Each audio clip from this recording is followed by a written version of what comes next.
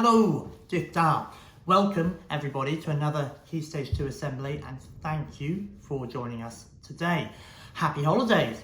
It is the start of your 2-week Easter holidays, so it's time to relax, to have fun, to enjoy time with your family and very importantly to feel really proud of what you've achieved this year.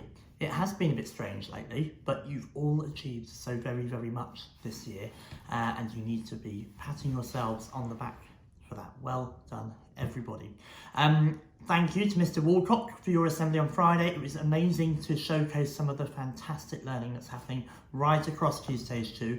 You're all working so hard. Not only are you settling into this new temporary way of doing things, but you're also accessing Shobi, going online, doing lots of learning at home and reading loads as well. So well done everybody. Please do keep it up.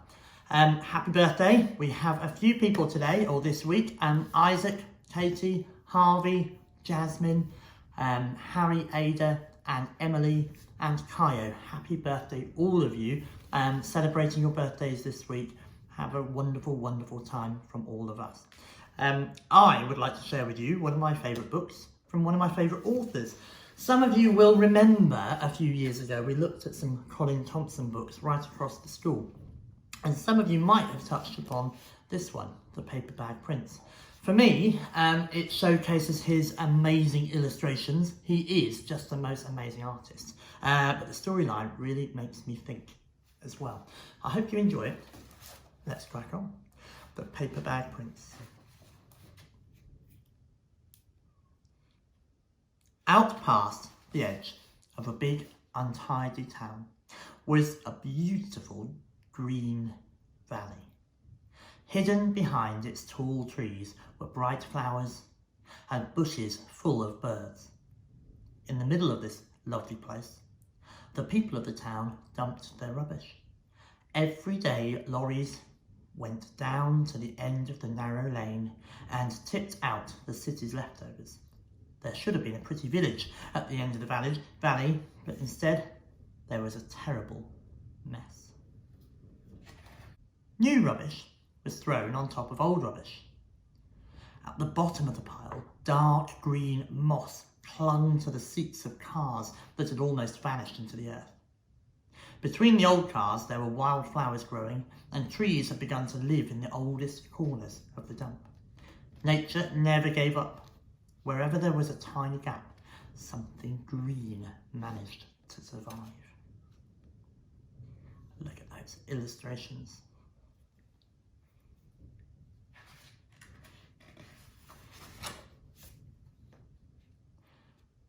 Animals lived there too.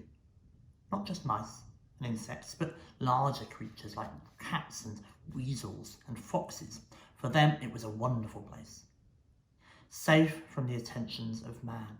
The twisted, torn bodies of refrigerators pressing into flattened frames of old beds made 100 little corridors and highways. Under an old clock, lazy dormice slept. Inside a television, a family of sparrows made their home.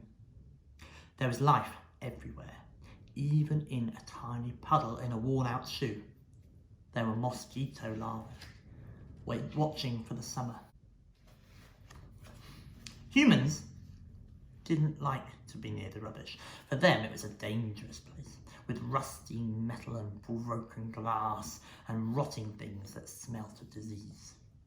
In a black corner there was the poison pool, where large metal drums leaked into a brown pond, and nothing, not even the smallest plant, could live.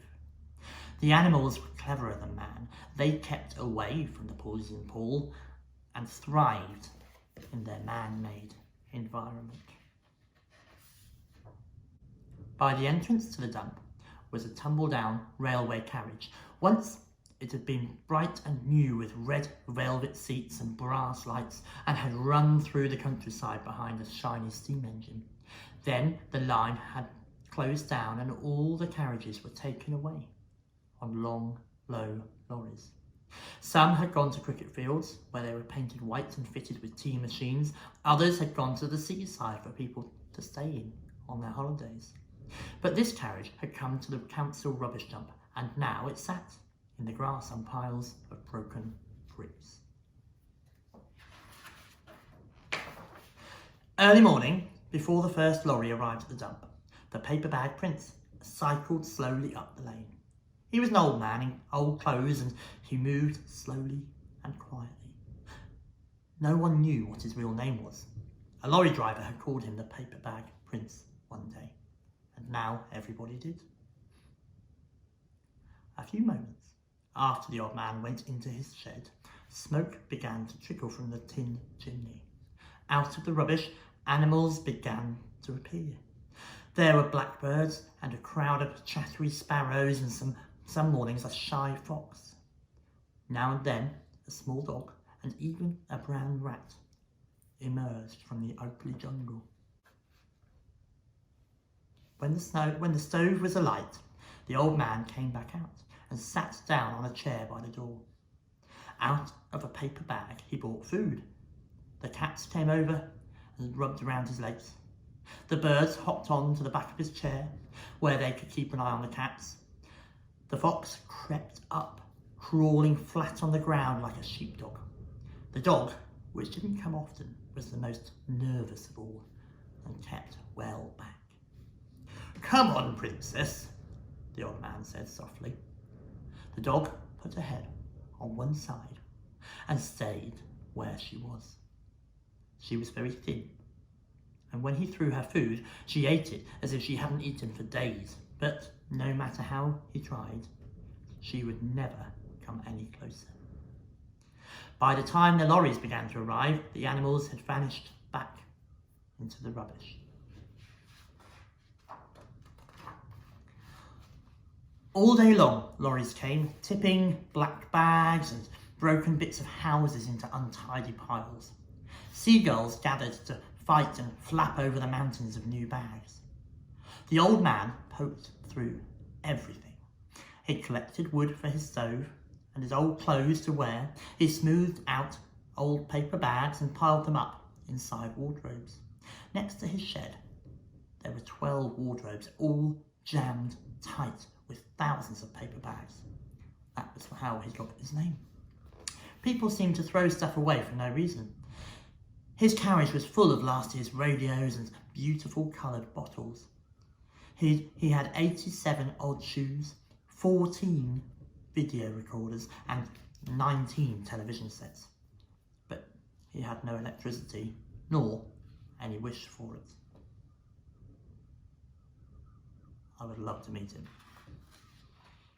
What character. One day, the lorries stopped coming. The paper bag prince sat on his seat in the summer sunshine. A skylark was singing high in the air above him, and along the lane it was silent. There was no thundery rumble of heavy lorries. There was nothing, just the skylark. It was wonderful. "Perhaps it's a holiday," he said to no one in particular, but it wasn't. He leaned back in his chair with his face tipped up towards the warm sun, and soon he was fast asleep.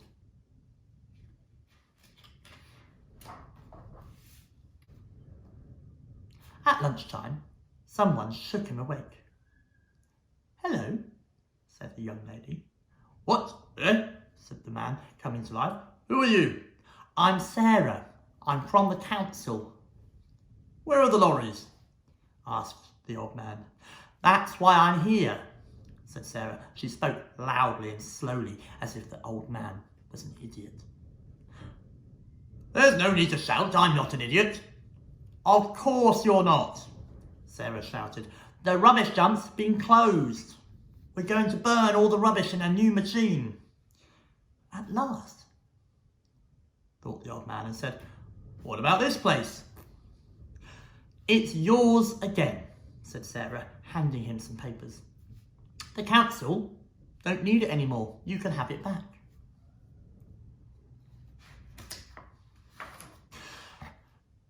As the car drove off, the paper bag prince stood with a big grin on his face.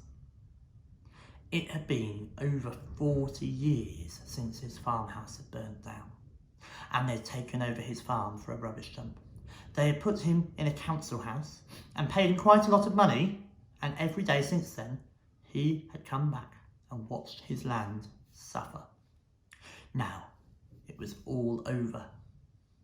His back stopped aching and his eyes grew bright as he felt a great weary weight lift from his shoulders. In 3 weeks' time he would be 70, but in his heart he was 25 again. He locked the gate and did a little dance on the tired earth. His heart sang and must have filled the air with his happiness, because one by one his animal friends came out of the dump and watched him. Even the little dog peered out from the shadows of a dustbin. He walked round his kingdom, followed by the cats. At the back of the valley, the path was overgrown with brambles. No one had been there for years.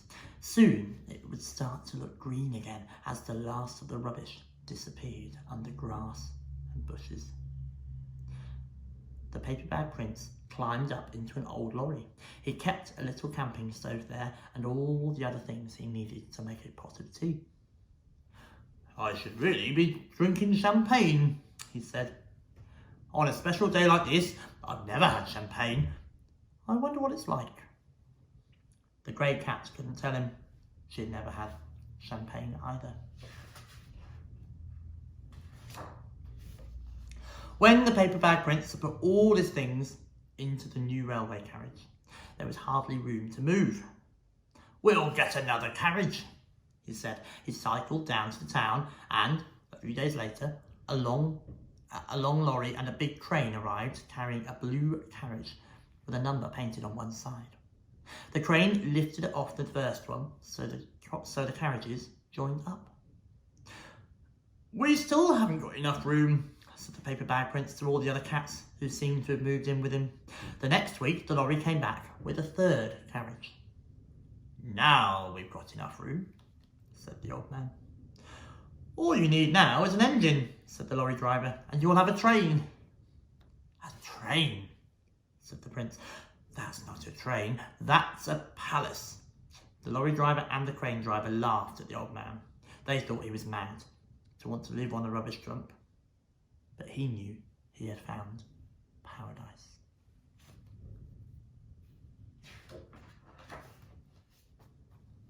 As summer passed, the wild hedges around the dump got taller. Grass grew across the road until it was almost buried. No one ever came up the lane. The poison pool kept them away. Yet, 2 weeks after the lorry stopped coming, the first green leaf sprouted in the dark water. Nature was healing the gentle fields that man nearly killed with his rubbish.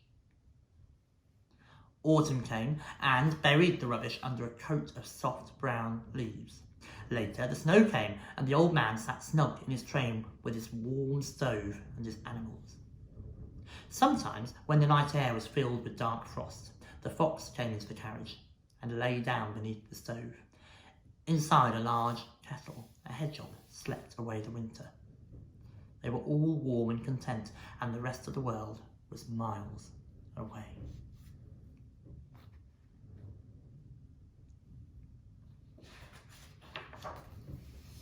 The days got shorter and shorter. It was nearly Christmas. The old man walked through the trees towards the old lorry. He had forgotten to shut the cab door, and the seats were covered with snow. As he climbed in to brush it out, something jumped up out of a pile of leaves. It was the little dog. With no new rubbish to scavenge, she had grown even thinner and too weak to run away. "Come on, princess," said the old man. "There's no need to be afraid."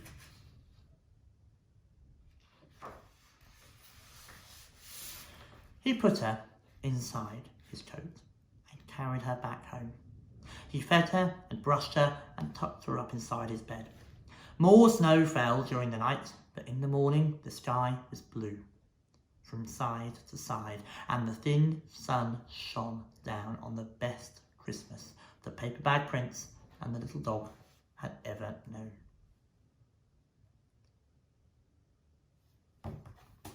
There you go. Thanks for joining me today. I hope you enjoyed that. As I said, the illustrations are absolutely out of this world, but the story itself really makes me think. And I know a lot of you have been doing an awful lot of work thinking about our environment and how we can protect it better. So I wonder if any of you would be keen to write some stories based on that topic. If you do, please send them my way. I'd love to have a look. All right, have an absolutely brilliant week's holiday. I will see you next week for holiday assembly number 2. I believe Mrs Pope is going to pop by on Wednesday for her assembly too. So thank you to Mrs Pope. All right, have a fantastic time, and I will see you all soon. Bye bye.